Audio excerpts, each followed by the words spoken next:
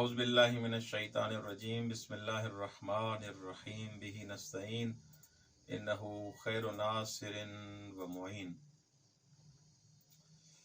اما بعد فقد قال اللہ تبارک و تعالی فی کلامہ المجید وقولہ الحق بسم اللہ الرحمن الرحیم یخادعون اللہ والذین آمنوا وما یخدعون الا انفسهم وما یشعرون۔ پروردگار عالم آپ کو سلامت رکھے، آپ کی توفیقات خیر میں اضافہ فرمائے۔ سورہ بقرہ کی آیت نمبر 9 کی آج ہم نے تلاوت کی ہے۔ اس آیت میں خداوند متعال منافقوں کے بارے میں بیان کر رہا ہے کہ یہ منافق در واقع چاہتے ہیں کہ خدا اور مومنین کو دھوکہ دیں، جبکہ یہ اپنی ذات کو ہی دھوکہ دیتے ہیں، لیکن ان کو اس بات کا شعور نہیں ہوتا۔ خداوند متعال جیسے میں نے پہلی دروس میں یہ بیان کیا کہ یہ قرآن سب کے لیے ہدایت ہے، تمام انسانوں کے لیے ہدایت، ہدی للناس ہدی للمتقین۔ لیکن یہ بات ذہن میں رکھیں کہ یہ قرآن سے جو فائدہ حاصل کرتے ہیں، بہرہ مند جو ہوتے ہیں قرآن سے، وہ فقط متقین ہوتے ہیں۔ باقی جو افراد کفار ہیں، منافق ہیں، فاسق ہیں، کیونکہ انہوں نے اپنے دل کو کفر سے پر کیا ہوا ہے، انہوں نے اپنے دلوں پر مہر لگا دی ہے کہ اب حجاب ان کے دلوں پر ایسے آ گئے ہیں کہ اب ان کے دل میں وہ نور نہیں آ سکتا۔ قرآن نور ہے اور انہوں نے اپنی دلوں کو گندگی سے بھر دیا ہے، نفاق سے بھر دیا ہے، فسق و فجور سے بھر دیا ہے، لہذا اب ان کے وجود میں حیوانیت کے علاوہ کوئی اور چیز نہیں رہتی۔ اس لیے قرآن سب کے لیے ہدایت ہے، لیکن بہرہ مند جو ہوتے ہیں وہ متقی اور پرہیزگار ہوتے ہیں، باقی افراد بہرہ مند نہیں ہوتے۔ منافق اس سورہ بقرہ کی آیت نمبر 9 میں یہ خدا کو دھوکہ دینے کی کوشش کرتے ہیں۔ یخادعون اللہ، یہ دھوکہ ان کا مثلا کبھی ایسے ہوتا ہے کہ ان کا جو کام ہوتا ہے دھوکے جیسا ہوتا ہے، جیسے اس کام کی ٹائپ اور نوعیت ایسے ہوتی ہے جیسے دھوکہ انسان دے رہا ہے، یا خدا کے ساتھ دھوکہ کر رہے ہوتے ہیں واضح آشکار، یا پیغمبر کو دھوکہ دینے کی کوشش کرتے ہیں، مومنین کو دھوکہ دینے کی کوشش کرتے ہیں۔ لیکن جو انسان پیغمبر کو، مومنین کو، اہل بیت علیہ السلام کو، اولیاء الہی کو دھوکہ دینے کی کوشش کرتا ہے، وہ بھی خدا کو دھوکہ دینے کے بلاخر کاؤنٹ ہوگا، وہی محسوب ہوگا کہ یہ انسان خدا کو دھوکہ دے رہا ہے۔ کیوں؟ کیونکہ سورہ فتح کی آپ نے آیت پڑھی ہے کہ جو رسول کی بیعت کرتا ہے وہ خدا کی بیعت کرتا ہے، یا سورہ نساء کی آیت ہے کہ خدا کی رسول کی اطاعت در واقع خدا کی اطاعت ہے۔ بس جو ان کو دھوکہ دے گا، انبیاء کو دھوکہ دے گا، رسول کو دھوکہ دے گا، ائمہ کو دھوکہ دے گا، در واقع اس نے خدا کو دھوکہ دیا ہے۔ منافق مومنوں کو دھوکہ دینے کی کوشش کرتے ہیں کہ وَإِذَا لَقُوا الَّذِينَ آمَنُوا قَالُوا آمَنَّا وَإِذَا خَلَوْا إِلَىٰ شَيَاطِينِهِمْ قَالُوا إِنَّا مَعَكُمْ، جب مومنوں کے ساتھ ملتے ہیں کہتے ہیں ہم مومن ہیں، ہم ایمان لائے ہیں، ہم جیسا کوئی ہے۔ لیکن وَإِذَا خَلَوْا إِلَىٰ شَيَاطِينِهِمْ، لیکن جب شیطانوں کے ساتھ خلوت کرتے ہیں، جب ان کے پاس ہوتے ہیں، قَالُوا إِنَّا مَعَكُمْ، ہم آپ کے ساتھ ہیں، ان کے ساتھ تو ہم مذاق کر رہے تھے۔ خدا فرماتا ہے یہ دھوکہ در واقع اپنے آپ کے ساتھ کر رہے ہو، منافق اپنے آپ کے ساتھ دھوکہ کر رہے ہیں، مجھے کیا دھوکہ دو گے؟ اچھا، اب یہاں پر سمجھنا یہ ہے کہ یہ منافق دھوکہ تو خدا کو دینا چاہتا تھا، دھوکہ تو نبی اور پیغمبر اور انبیاء اور ائمہ کو دینا چاہتا تھا، دھوکہ تو امام اور مومنوں کو دینا چاہتا تھا، تو خدا کیسے فرماتا ہے کہ وما یخدعون الا انفسهم، یہ تو اپنے آپ کو دھوکہ دے رہے ہیں، خدا اور ائمہ اور پیغمبر کو کیا دھوکہ دیں؟ دیکھیں اس سوال کے جواب میں عرض کروں گا کہ انسان کو خداوند متعال نے عقل عطا کیا اور بلاخر شہوت و یہ سب چیزیں خداوند متعال نے انسان کو عطا کی ہیں۔ جو انسان عقل کا پیروکار بن جائے گا وہ افضل ہو جائے گا ان فرشتوں سے بھی۔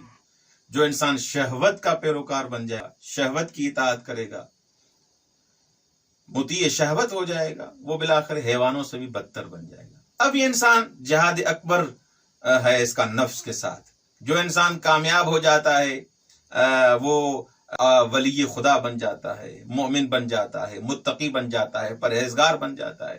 جو انسان اس جہاد اکبر میں شکست کھا جاتا ہے، نفس کا پیروکار بن جاتا ہے اور اسیر بن جاتا ہے، تو بالآخر اس کی دنیا اور آخرت دونوں برباد ہیں. جہاد اکبر میں ایسے نہیں ہے کہ انسان فرار کر جائے کہ نہیں میں نہیں کروں گا. نہیں، یہ دار البلا ہے، دار الامتحان ہے. جہاد میں، اس جہاد اکبر میں بالآخر اس امتحان میں آپ کو شرکت کرنی ہے. اب کامیاب ہوں یا ناکام ہوں. تو اب اس جہاد میں سلو ممکن نہیں ہے. سلو نہیں کر سکتے کہ آپ نفس کے ساتھ سلو کر لیں، شیطان کے ساتھ سلو کر لیں. سلو نہیں کر سکتے آپ کہ لے دے کے معاملہ حل کیا جائے، ایسے نہیں ہو سکتا.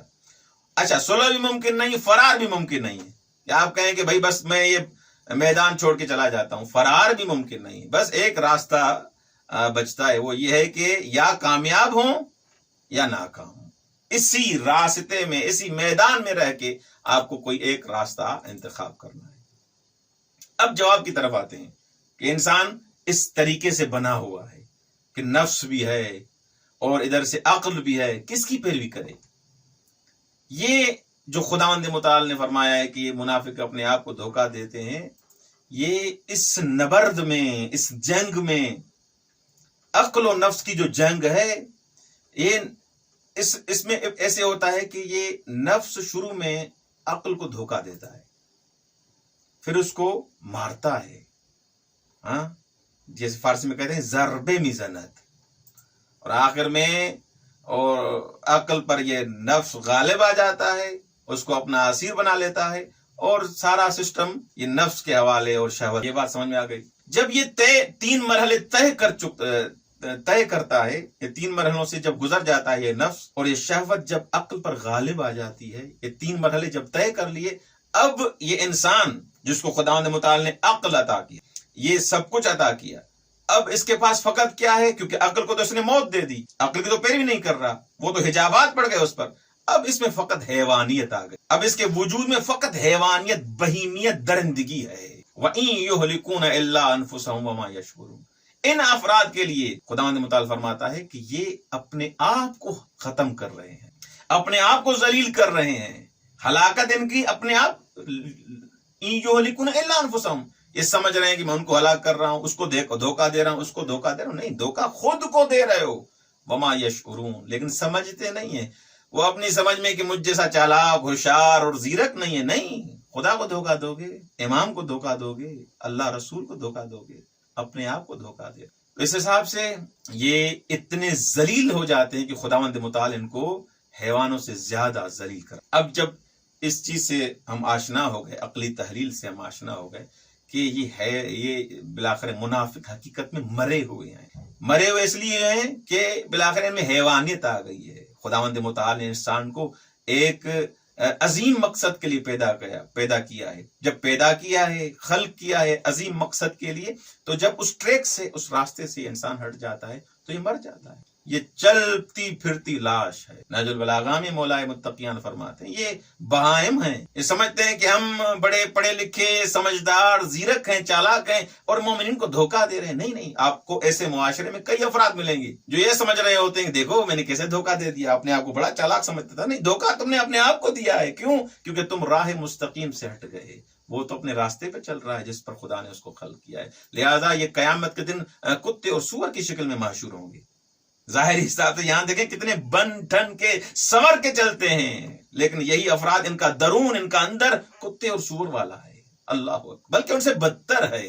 اس لیے قرآن کریم نے فرمایا وَلَا تُجَادِلْ عَنِ الَّذِينَ يَخْتَانُونَ أَنفُسَهُمْ. ان کا دفاع نہ کریں جو اپنے آپ کو دھوکہ دے رہے ہیں، اپنے ساتھ خیانت کر رہے ہیں. حقیقت میں یہ فرد جو سمجھ رہا ہے کہ میں مومن کے ساتھ میں خیانت کر رہا ہوں، میں اللہ رسول کے ساتھ دھوکہ ان کو دے رہا ہوں، فریب دے رہا ہوں، نہیں، یختانون انفسہم، یہ اپنے آپ کو دھوکہ دے. اللہ اکبر.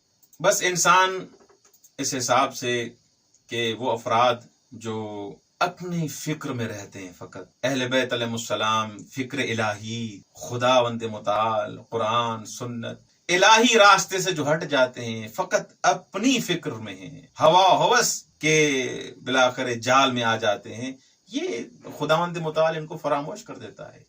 کیونکہ انہوں نے اپنے آپ کو فراموش کر دیا ہے، انہوں نے اپنا راستہ یہ بھلا دیا ہے کہ ہمارا راستہ کون سا تھا۔ خداوند متعال سے دعا ہے کہ ہمیں اہل بیت علیہ السلام کی سیرت پہ چلنے کی توفیق عنایت فرمائے۔ والسلام علیکم ورحمۃ اللہ وبرکاتہ۔